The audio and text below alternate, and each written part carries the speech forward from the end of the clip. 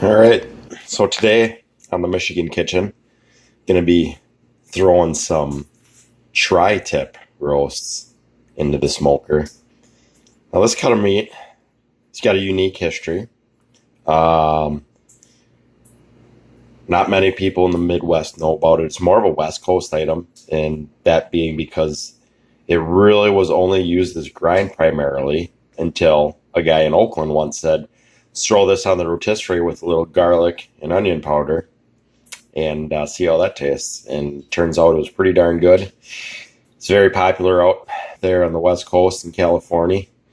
One thing with it is you got the piece that runs this way, so you'd think you take steaks or whatever that way, but actually you notice the grain runs this way on this piece of meat, so you're going to want to cut it at an angle.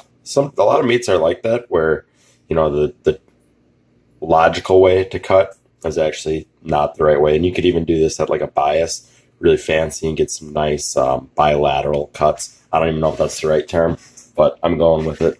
Nice bilateral cut, and you can see that too on this side here. So great piece of meat.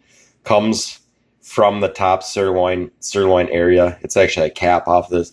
I believe that this and the cap meat that comes on your top sirloin butt should be one subclass of meat and have its own classification, because it is by far one of the better cuts of meat on the cow.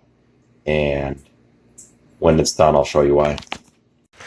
All right, so got everything set up here, got it ready.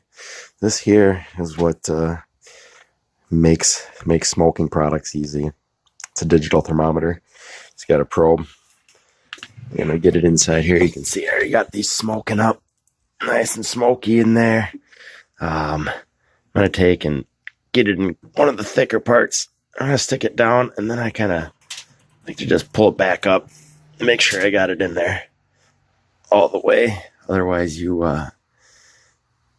end up without a proper reading. So got those in there. You can see they're already starting to take on that little smoky flavor or color in that. So I got a feeling these are going to turn out to be pretty darn good. All right, so got the tri-tip out of the smoker, wrapped it up, cooled it down, let it sit for a couple days in the fridge.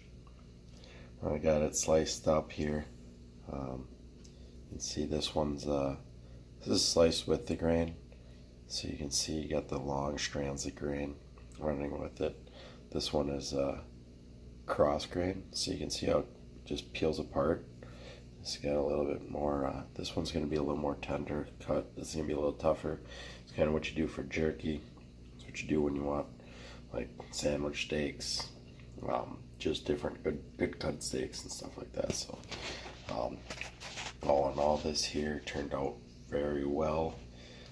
225 in the smoker for about 3-4 hours.